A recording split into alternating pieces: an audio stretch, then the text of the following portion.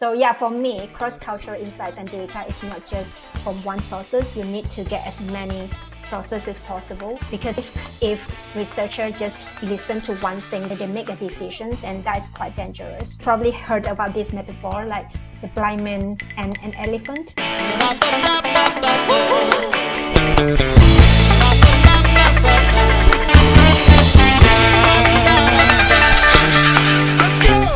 Hey guys, I'm Junaiza Niazi, author of Navigating Service Design and a passionate explorer of how designs shape human experiences. This year, I'm on a mission to dive deeper into the minds of strategists, designers, innovators, and researchers who are pushing boundaries in fields adjacent to service design. So through these conversations, I hope to uncover fresh perspectives in the evolving landscape of design strategy and innovation. In today's musing, we have Chui Chui Tan. She is a cross-cultural strategist. She has worked with companies such as Spotify, Asana, Fiverr, Netflix, Bumble. It's just a few of the names. She's worked with so many more companies. And she's also an author. Her book, Research for Global Growth, is filled with so many examples across cultures and brands and how she tackles them. I thoroughly enjoyed it myself. So I don't want to say too much about her because I'm going to let her talk and share all her experiences with us, which is extremely fascinating to listen to. So thank you, Chui Chui, for joining us. Thanks for having me. I'm really excited to know what cross-cultural strategy exactly means and how did you get into this? Good question. So cross-cultural research or cultural insights is to understand the cultural nuances of different countries or markets, and not just about how people behave, but it's also looking into the whole environment, the ecosystem of that society, and how that influences their interactions, their day-to-day life, and their social norms, and so on. So it's more holistic overall. What I have been doing in the past 16 years is helping businesses to understand and navigate the cultural nuances and complexity in different markets so that they know how to serve those markets and their audiences better. The other questions you ask is about how do I get into that. So my background is actually human-computer interactions. I have a PhD on that. Although I actually have a undergraduate degree in mechanical engineering and then master in music technology. Interesting. But the human-computer interaction side led me to the very beginning of the HCI industry, and then which evolved into usability and then user experience and service design, how it's the whole industry being evolved. But when I was working for agencies 16 years ago, we had a client like Marriott International Hotels that actually started to understand that they have to have a bit more understanding about their customers and guests around the world, first on how they go about booking hotels and booking holidays and so on, and how that is going to impact their digital design of their website, their apps, and also their interactions in the hotels when they actually check in. So I actually was their only external global consultant at the time, traveling with them across the globe to understand different cultures. So that is how I actually accidentally, if you like, fall into the whole international domain in terms of understanding different cultures. And since then, I work for myself under Bayer Global, my own company, and I focus a lot more on not just on the tactical side, on the strategic side, not just observing what people do or listen to what people say they do, but it's actually understand the layers about the unconscious motivators that trigger why people behave in a certain way in different culture, what are the elements that actually influence and motivate those behaviors. So it becomes more whole in terms of cross-cultural research. And so since then I've been focusing on that and then helping companies and coaching stakeholders as well on how to they expand, choose the right market, and what they should do to expand their global market and global strategies. It's a very interesting journey because was it a need-based, like you found a need and then you ended up doing that research and then you said, oh, I should be doing more of this kind of research? Because you could also have been a market researcher. That's the most common known terminology across different people. So why culture? What made you fascinated with, okay, I should be a cultural strategist? That's more important than just market research or just business research. Yeah, so it's also when I was working, for example, with Marriott to start off, and then other countries as well. At that time, they were focusing more on digitals, more on tactical side, like how do we improve the website, how do we design our localize our apps so that it actually fit into different markets and so on. It's very tactical and it's very surface level.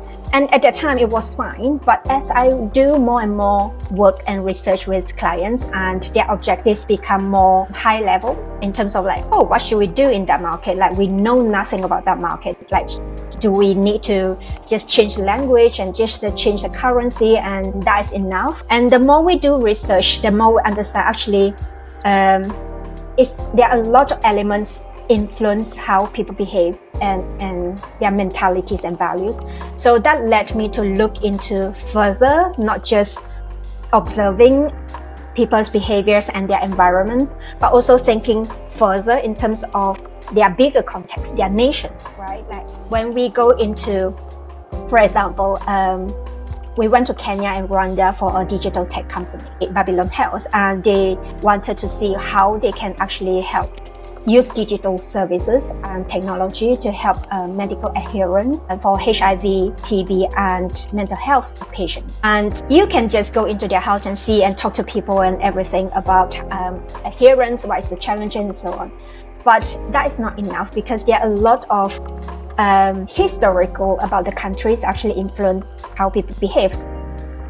What are the things that actually they care about? What are the things that they're so worried about people not stigma that they have in the society? For example, we found that when we talk to people about, oh, do you have social groups or social support as a group when you talk about HIV support and everything? A lot of people say, yeah, we have that, but I stopped going because we have to pay a certain amount of money when we go there. But it's not as a fee, but it's actually to support each other. But if it wasn't clear at the time why they need to pay money as they go in to join the group, but it's only until we came back and we look into the data and information, the historical side. It was because when the countries, their first president, they have to start building the country back again. They need the public to actually support each other. So it becomes this kind of behaviors and culture that they have to support each other in the more collective ways. So it becomes, there are a lot of things that actually influence, like infrastructure as well, like the mobile data, the infrastructures on how much the mobile data is actually costing. So it's going to influence how much people actually have access to internet connections and to access to the medical support they have. And so there are a lot of external influence as well to comes in to influence how people behave and so on. So for me, if you look into just behavioral research, for example, it doesn't cover the whole cultural elements of it. If you go into market research, you just look into the market, the landscape of the market, and why people buy certain things more than the other types of brands. It doesn't cover the cultural side. So for me, cross-cultural is more whole, and because it looks into all aspects of the society so that you actually get a fuller picture as well. It's an interesting lens because you have traveled around 46 countries. When I was reading your book, and I was like, gosh, that's a lot of study that you have done across so many different countries. So when you have, let's say, an app, or let's take a dating app, for example, and if we're studying a dating app in a specific country, as a user researcher, we might go with the designs and see how people are using it, etc. But what I'm understanding from you is that you're getting into the nuances of what dating means and why do people date in a specific way from in one country over another country, and then you suggest changes in processes and strategies. Is that the right understanding of how the cultural lens comes into play when you're designing for a product or a strategy or a growth? Yeah. So I think that is a fair summarization. So for me, culturalization, I call it culturalizations because it's fuller encompasses more than just the basic localizations, one-off changes. So culturalizations for me is more like you're continuous learning about a market because it evolves, right? People's behavior might evolve in certain way, and culture, you won't learn the whole culture in one-off research, for example. It's a continuous process. So for me, it's kind of understanding that. When we go into new markets, for example, take the online dating sites or apps, that as an example that you talk about. So you're right, like we can look into, I was working with, for example, with Bumble. It's very common. We went in to say, actually, we are in that market. Bumble is in that market in Japan for a longer period of time, but it wasn't growing as much. And also, if you know the app, they have these propositions that woman makes the first move. So if you match, women have to message first within 24 hours before the next conversations can happen from the male side. So it works for many years across the different markets and so on. But in Japan, it wasn't clear to them whether this actually fit into the culture in that market, for example. So for us, it's not just looking into, is the app works? Sure. Part of the work we did is actually looking into the features whether the features that they have, for example, filtering on looking into the partners that you are looking for. There are a lot of filterings in terms of their criteria, whether they are smoking or non-smoking, what they like, their habits, and so on.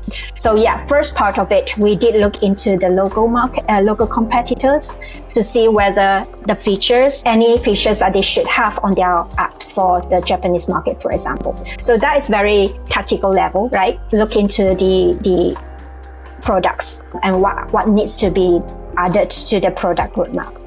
But then, a good culturalization for me is it touches on all aspects of the business. So you actually touches on the product side, but it should also touch on the marketing, how you promote the apps, where you're going to position your apps within the market landscape as well, like how you want to be perceived, and also a lot of other things that you need to look into. So yeah, cultural elements that you look into, for example, how people view online datings, and also is it okay for women makes the first move, or should the culture actually more restricted to men have to make the first move? So there are a lot of different elements comes into play to make the whole research a bit more whole, and then that is kind of help to shape the decisions on not just the product design, the features, but also other aspects of the business. Interesting, because I think I don't know why they have suggested that women make the first move in dating apps. I am guessing it's because of safety, and they are giving that decision for the woman to make that first move before a man does. So when we have to, if a brand or a business is designing a service process, there are certain levers that we're trying to design around, right? So there is safety, there's culture, there's behavior, etc.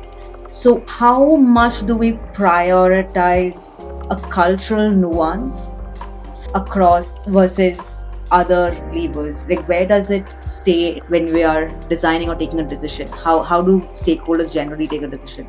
Is culturalization taken very seriously, and is it very easy for us to pitch saying that this is how the culture functions, so you have to change it like this for this particular culture? Or the business stakeholder says, hey, I have been building dating apps for 10-15 years, and I know that it is always safer if a woman finds the match first. How do you position your argument in such situations?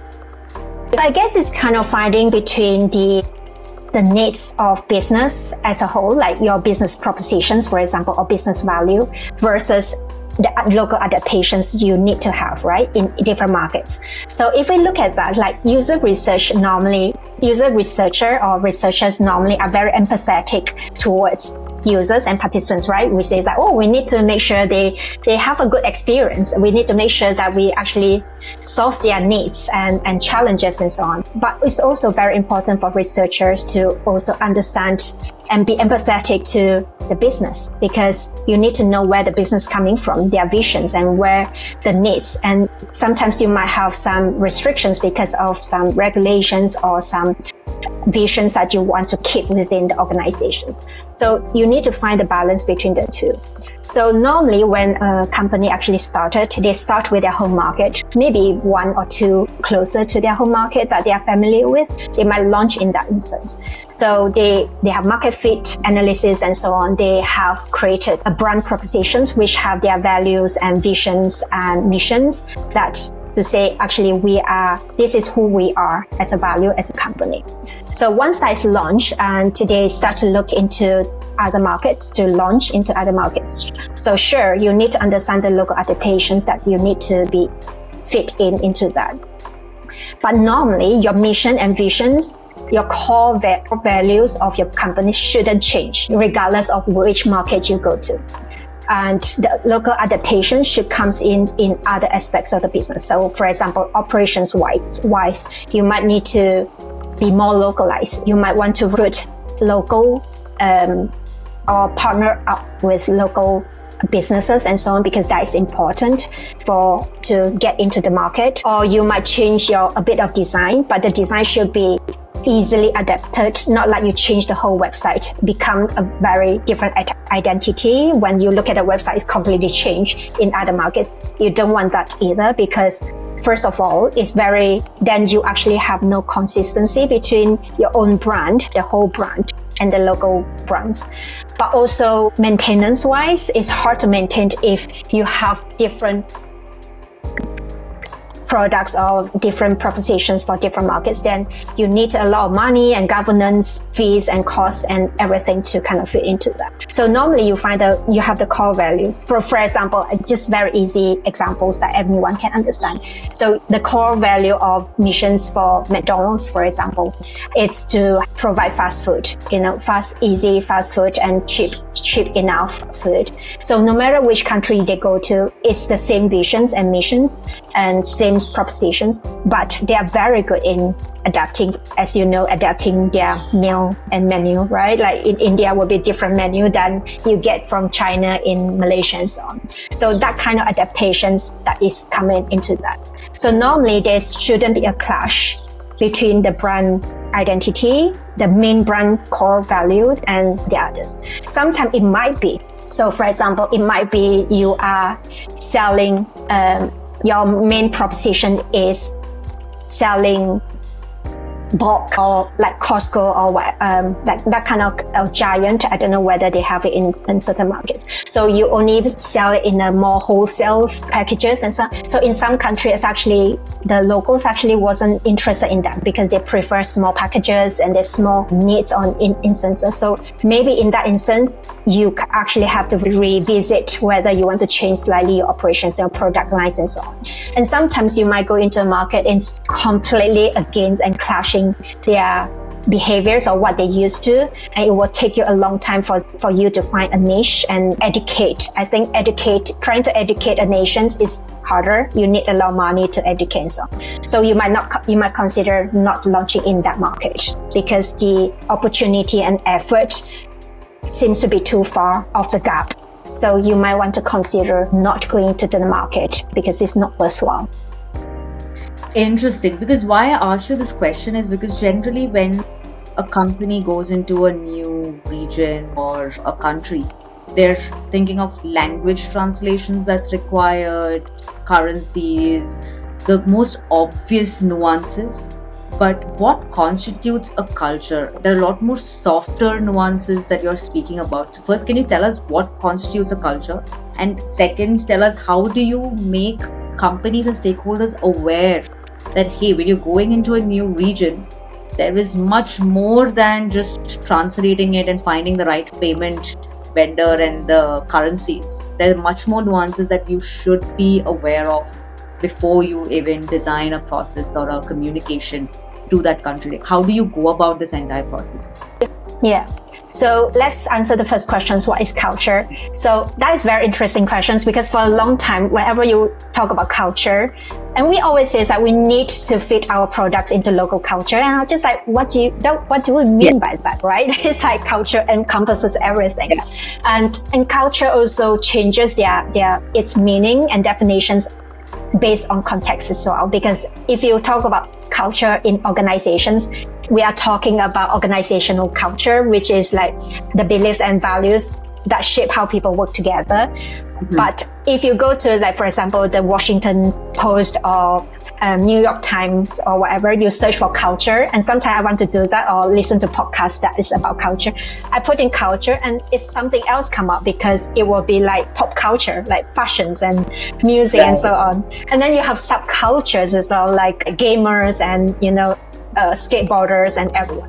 So it's like a lot of things that based into culture. But for me, when I talk about culture in the business sense, about local adaptations to growth a business in the local market, then culture for me it's more it's quite big and general, and because it actually encompasses like societal culture or religions culture and a lot more things that encompasses that.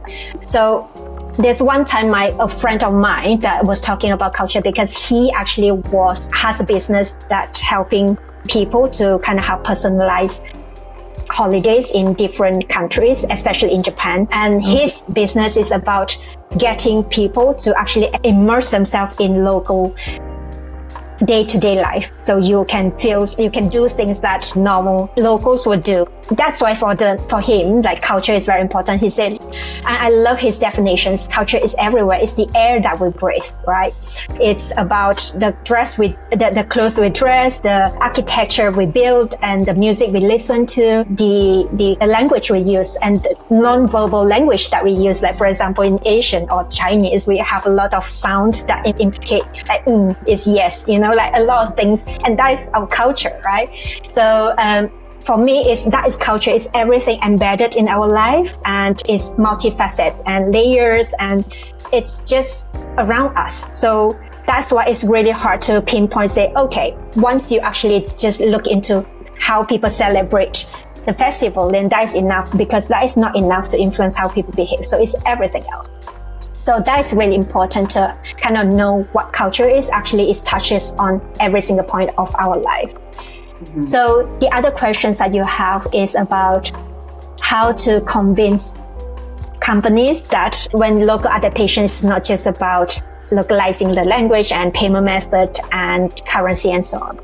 So I think one thing that I would do is actually sometimes talk about the examples of how businesses actually failed in different markets. And so even the well-known companies, like, for example, I talk about Uber that left Southeast Asia, that they have to sell their shares to Grab, which is very popular in Asia because of different reasons. And then recently was Sephora have to leave South Korea. And South Korea is very big on cosmetic, and Sephora should thrive in that market, but they have to leave the market because purely why? There are a few reasons.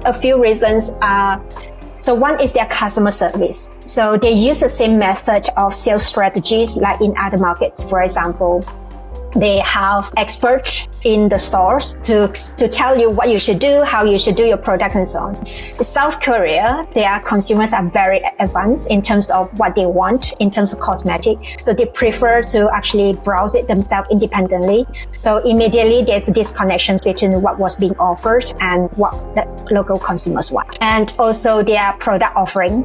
So in South Korea, people are actually more care about the skincare products because they have this cultural emphasis on glowing and healthier skin to actually represent the holistic wellness. So South Korean consumers actually care more about skincare than makeups because they have this cultural emphasis on glowing, healthier and glowing skin to emphasize that overall wellness. So, but for Sephora, they actually promote more about makeups rather than skincare. And when people think about skincare, they don't think about Sephora in South Korea. So they're actually missing that part.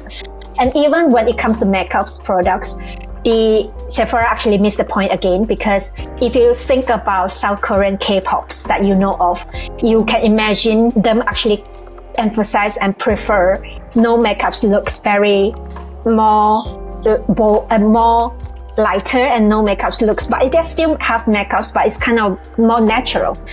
But Sephora actually went for the bold, vibrant makeups products lines, and that actually doesn't align with the preference but also skin tones in Asia, in South Korea as well. And there are many other things like they didn't look into the market landscape. There's a brand called Olivia Young, which is very popular and prevalent in South Korea in terms of cosmetic. They have a lot of different like rewards and loyalty and things like that. And Sephora was hard to compete with them. And Sephora also saw themselves as luxury brand, but South Korea doesn't see it that way. So there's a mismatch again in perception. So there are a lot of things they didn't really properly understand the market, the local context, and then that led to the failure, and they have to leave. I think just last August in 2024. So I normally will go into like kind of giving examples of this to show that. And also sometimes there's one exercise that I would normally do with clients is the 4 buckets exercise that I actually mentioned in my book. This exercise can be used for different purposes. So one is to collect fragmented knowledge and assumptions that individual stakeholders have about a market. So how this works is like you have 4 buckets. One is known facts bucket, that every insights that individuals in the company actually have about a market, they think is actually facts that actually being backups with credible data and link and scientific study and everything. So we can put it in that bucket, and decisions can be made solely using those insights in that bucket. And then you have second buckets on strong hypothesis.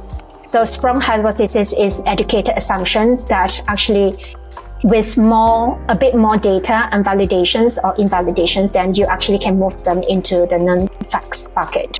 And then you have weak hypothesis, which is more assumptions, and that actually from personal assumptions, personal views about that. So it needs a lot more scrutinizations and before you can move them into the facts bucket. And then you have unknowns bucket, which is a clear gaps knowledge about the things that you didn't know, like how South Korean view gender equality or something like that. So it's very high level questions. So this exercise is actually good for the companies or stakeholders, especially senior stakeholders, to kind of have a view on actually we don't know much about this market to influence what people needs and behaves. So to get them to understand there's a lot more that they need to find out about a market, not just about the localizations on language and so on and so on. I was reading your book and I was like, this is very detailed research. Generally companies, and you've also mentioned, generally companies have a very tight timeline and they always want answers in a week or in a day or two. How do you, one, go about doing your research so that you are clear that this is why certain things are happening? Because I also read that you go into the history of the country as well as the political relationships of the country and understanding how certain behaviors are formed. And that kind of research takes quite a bit of time and effort. So what is a general research timeline looking like? And how do you pitch for it to companies? So, I was just thinking which question. So the first question, let's answer that. You're talking about, it feels like getting cultural insights is quite an overwhelming process because the research is huge and so on. But it doesn't have to. So when we talk about cross-cultural research, it's actually for me, it's not just has to be one-to-one interviews or going into the markets to do the interview and so on, because that actually costs a lot more and then the taking longer as well.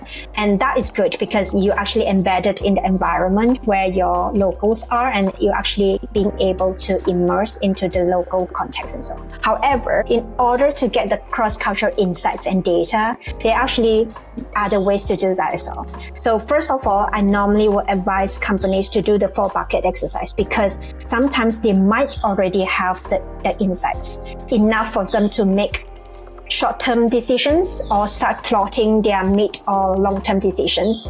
So having that exercise meaning that they might be able to pull out information from their internal data that they already have because they might already in that market. They might have some performance information that their data scientists might be able to pull together and analyze in a way that they can actually use that. And sometimes you can actually do desk research to start with. So, but what is important in that instance is the researcher or the company actually have to have some a way to find out what information is useful for them to look into in that market. So I actually have started creating a framework where we can use to actually guide them to say what are the things they need to think about. Like, for example, in my framework, I have a core foundation sections where I talk about, okay, do you want to think about the social dynamics of that country? And within that, there's authority and hierarchy. So if that box or that element is relevant to your products and domains, you might need to think about, okay, maybe let's do a bit of research online because there's data online in terms of how that country is actually perceived. Let's say Japan. Let's say Asana. I worked with Asana before, and Asana is a work management tool. So it's really related to authority and hierarchical are relevant to them. So let's say before they go into the market to Japan to say, okay, what is useful? So they could actually say authority and hierarchical. What are the things, how that actually functions in Japan? Are they hierarchical? Yes. What does that mean? Means compliance is actually quite high. Like people don't actually quite compliant with what the rules are and so on. So you can plot that and say, okay, this is the one section that cultural elements that we need to look into. And then the other thing is within social dynamics that in my framework is relationship patterns. So you might look into, okay, that is relevant because work management is to do with relationships. Let's look into that part as well, how Japan view relationship. But then there are other things, for example, let me look into religious belief system in my framework. And then within that, you have religious and spiritual context. Within that, for Asana, this is actually not as much relevant to them in that context. That cultural context is not important, so they don't have to look into that. So by using this kind of framework that you can easily kind of start putting together, like where should we start looking into elements of that? Do we need to do research? Because some of them, like we might have the data, we might be able to find it on, it's enough for us to make some quick decisions on what we should do next and then test it out, A/B testing first in the market. So depending on the budget and the timeline you have, you can choose the type of activities or approach to understand cross-cultural elements and then start doing small local adaptations if you like and start testing it. Of course, if you have a bit more budget, especially first time going into a new market, I would advise at some point to talk to the locals because that is useful for you to kind of open your eyes for the first time, say, oh, I never thought this is how they function or this is the way they work and so on. And that doesn't always have to be very expensive. You can start off with a few participants to start with and do remotely and start from there as well. And you might also already have your users that you can tap into, get them to say, could you spend a bit of time with us and we can talk to you a bit more. So there are different ways to capture different cultural data and insights. So Right. For me, that is more whole. Right. Because this study that you're doing, you are traveling, meeting people, so you are almost in their shoes and you're able to empathize with this culture that you're in.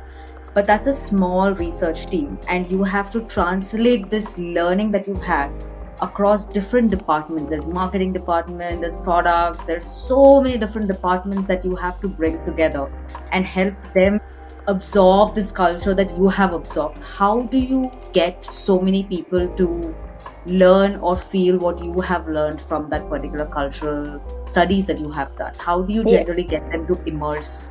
Because in Into service that. design, we do a lot of shadowing work and we try to do workshops where they role play and they enact a particular service so that they can understand why a certain customer is doing a specific thing a specific way.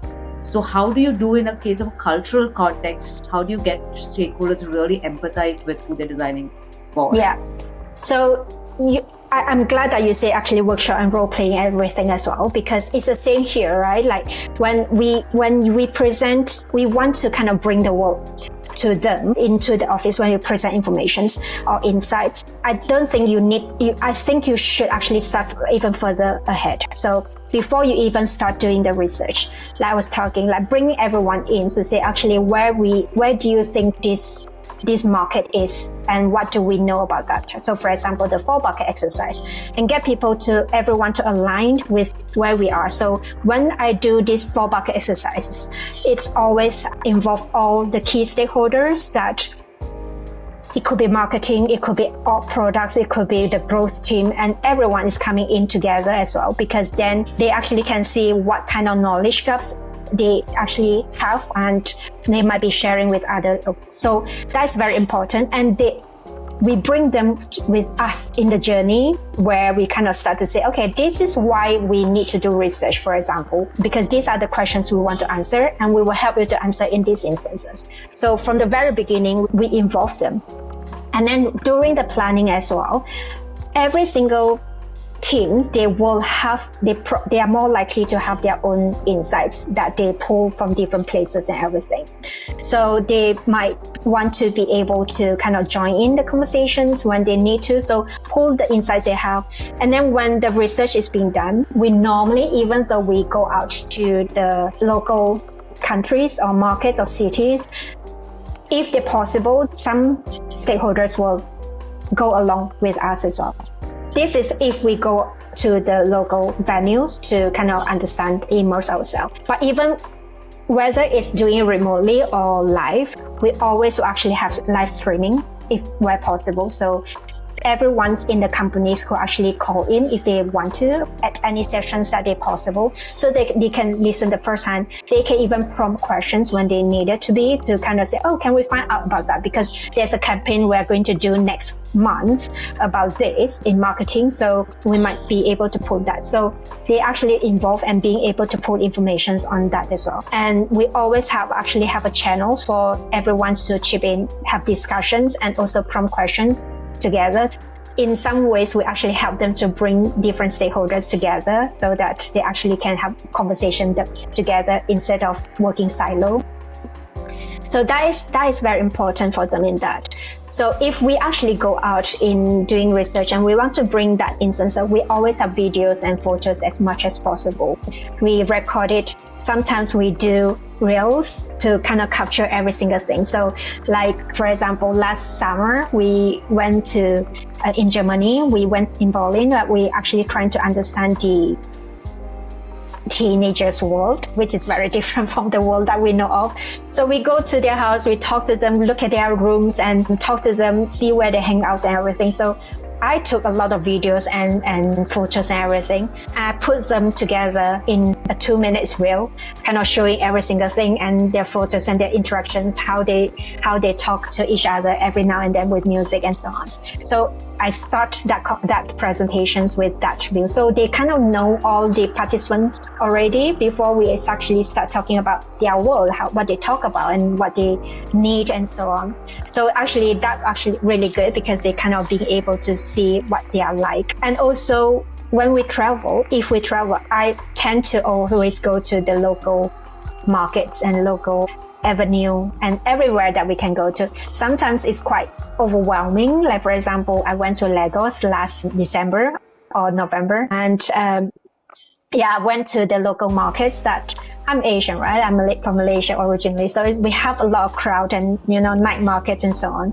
But that market is even another level of overwhelming, even for me, because it's so full of colors, full of like lots of stalls, and everyone was talking to each other. And we spent an hour and a half, and we only explored 20% of the market. And it was overwhelming, but it was interesting because I actually start buying stuff and trying to negotiate and in the local ways and to see how people actually communicate, their tone of voice and so on. So even with that, I normally will record videos and talk, and then get them to feel the environment as well and the the context and everything, so they feel like they're in that environment with us as well.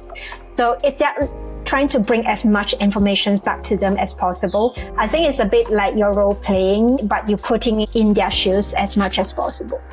So that is research. That is if you have the luxuries to travel. Not always you have the case, right?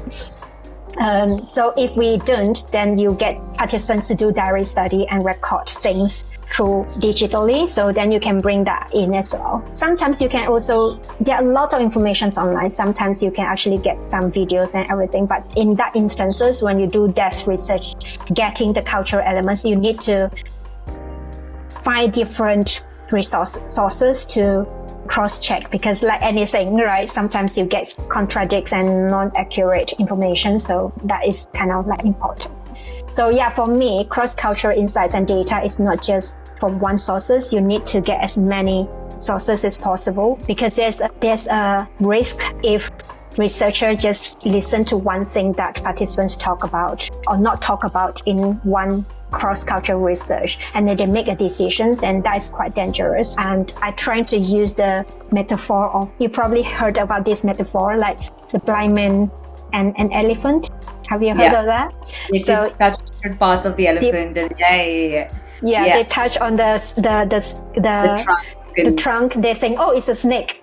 And then they touch the body, they say, oh no, it's a wall. And every single one person actually have their own views. So you imagine if elephant is the whole culture. If you touch on the trunk only, and then you say, oh, this is what India is like, for example. And then you actually misinterpreted the whole Indian culture as a trunk of an elephant. So that is a risky thing. And this is one mistakes I often see some companies do, because they found something and then hold on it for too long. This is what we heard. They probably hold on the same insights for a few years as well, when things might be evolved, when things might actually have different elements that comes in to change people's perspective and value as well. And on that instance as well, I want to give an example, if that's okay. Yeah, so like for example, we went to Saudi Arabia a year and a half ago with Spotify, for example. And as we know, like Saudi Arabia have the Islamic teaching, but also recent years, the country is actually having reformation. So they wanted to kind of reform to become more open. And so they have music concerts started first time in decades, and that is, they invite artists from different countries coming in, and all the things are start changing to modernize the country in some ways. They call it reformation. So if you follow the typical insights that you have about Saudi Arabia, in music is haram, this seems to be haram in the Muslim Islamic teaching, and it's very common. People will say, yeah, status is important in that countries, and people care about their status and has to be prestige and everything. And it's true to a certain level. But when we went into the market and started doing interviews and about their consumptions in media, music, or even videos, streamings and music streaming and so on, what we heard and observed, not just heard and observed, we have to went into kind of local emotions as well to observe why there's a bit contradictions. Sure, there's elements of, prestige, status is important, face element is important as well, like in Asia. But there is also certain elements of humbleness in that. If they want to, they are not bragging as such, but they can't brag because they actually care about being humble as well, because it's Islamic teaching. There's a humbleness. They are actually being taught to be humble as well. So there's a level of, I want to show off because my face and status is important, but also my Islamic teaching is also asks us to be humble. So where is the balance, and at what point when it comes to interact with different things, where that comes in? So if you kind of just think about the general assumptions about in Middle Eastern countries, because it's more wealthy populations and status is important. If you keep holding on that, then you actually might missing certain other elements that actually think about how people behave as well. Like we say, okay, they are rich, they will spend any money, but no, they don't want to spend on very little money in paying for music, for example. Like why you buy a diamonds, and we talk to people about what is the last thing you bought. They say, there's a participant say, a green diamond, and I didn't know whether I was to buy it because I already have a green diamond, but I decided to buy it anyway because I like it. But then when it comes to paying for music, it's like, no, that is just like very small portion, maybe 0.01 of the amount of the diamond. They still didn't want to pay because there's a value perceptions of what they are going to get out from that, in that paying for that music, as opposed to this is the things that give me self-expressions and so on.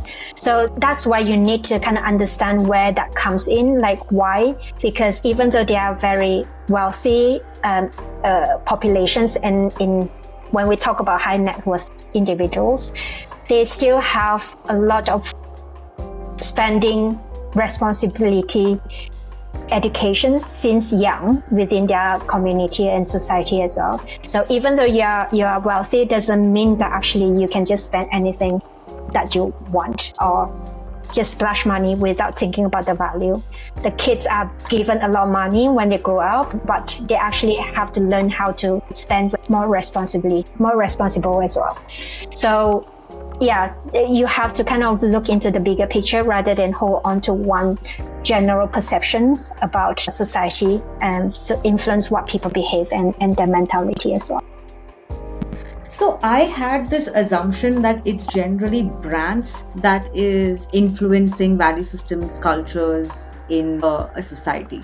Because before, when we were young, the stories we used to hear from our families, grandparents, all of that build our value systems, our belief systems, etc. Today, most of the younger, even us, I wouldn't say it's just the younger generation, but everyone's in Instagram and absorbing a lot more brand communication. So are brands and companies influencing culture today, and will your process of research change in the next 5 to 10 years? Do you see a difference? Yeah, I think it's changing. So for me, like for example, the teen research that we did, and also in other countries as well, for other companies and other industries as well, we definitely see the change of behaviors in terms of each generations that we look into. And I would say a generation, it's hard to say generations because then you overlap on generations as well, but we will see some different behaviors and mentalities and values. What I see so far is those changes is actually quite consistent across all different countries. So for example, what we observe, the behaviors of the teens in Germany, for example, is quite similar to what we observe in, for example, in Mexico and in Dubai, in the Middle East and so on, because of the generations because of what they are being exposed in terms of technology, like you say, and also the social media and so on. So obviously the high level of behaviors you can see more similarities because it's more, but then it's still certain elements that actually link to their culture as well that you can observe on that. So yes, I would say like how the social media and technology is actually influencing how people behave from one decade to the other decades. But there are still elements on how being influenced, like for example, influencers in certain countries play more roles in the other culture as compared to different things. So in that instance, we will see that similarities, but I wouldn't say all culture will become the same homogeneous as some flat. I don't think the world's going to be flat. I don't think it will be flat. Just like the globe, I don't think it will be flat. Because this is really hard. Like you said, some cultural elements and behavior and mentalities might change quicker than the others, but I would see those cultural elements will take decades to the change, or not even changing. Otherwise, the world become very uninteresting, right? Right. This is such an interesting conversation. I have so many more questions to ask you, but I'm going to make sure that I'm being, I'm respecting your time as well. So one last question that I had was, just like you spoke about culturalization from the customer side, when you are working with companies, are you also looking into the culturalization within the companies and their stakeholders? Does it vary when you work across different countries for the same brand or the same company? Have you noticed anything interesting from a cultural perspective when you're working with stakeholders regarding your requirement and the objectives that they define and the value that they put in for your research? Yeah, so there are two layers. So one is, like you say, within a company, you have different different stakeholders from different countries. So that's one. And the other one is also the culture of the company itself. So I definitely see some cultural differences when working for example, Spotify is a Swedish company as compared to company in the US. Even within the US, there's a different culture I observe between East Coast and West Coast company where they're going from. So, and then in Asia as well, that there are different culture elements as well. So there are definitely two different type of culture. So when it comes to within a company and they have different entities in different countries, so sometimes because the organization culture is so strong, so you actually see less of the differences between how they deal with things and the information they want and so on. But obviously, people are still people if you're embedded in that environment. So in certain countries, the stakeholders will be a bit more, the communication style a bit slightly different, like they are more straightforward and, different ways of communicating with you, different tones of voice or the things they want in terms of details and everything, and channels of communications as well. Like in Asia and a lot of countries, WhatsApp is fine to use professionally, whereas in more Western countries, like that is more to do with personal, like let's stick with Slack or keep with email. So there are slight differences in that instances as well. And when we work with, let's say in the companies that they have a local teams in the countries that we work with, so sometimes they are a bit more protected in terms of how we perceive their countries as well. When we go into the research and we talk about what we have, and there are more strong views about how their countries is being perceived. So you need to be a bit more careful when you talk about the culture elements and everything, so that you present it in a more neutral way rather than any ways that they actually can feel like defensive or anything like that. So yeah, I think with like anything else, you just need to be careful but more sensitive, not be careful, but more sensitive in terms of how everyone's interacts and communicate as well. Like, I would love to hear like your thought and how you see culturalization play into service design work that you do, or in the domain that you do in general, not just for your company, but anything, yeah. So when I was reading your book, it also made me reflect on how I design processes. So for service design, we have these things called front stage and backstage, where front stage is customer facing and backstage is more employee facing. And a lot of the companies miss on designing the backstage process, which indirectly impacts the front stage customer experience.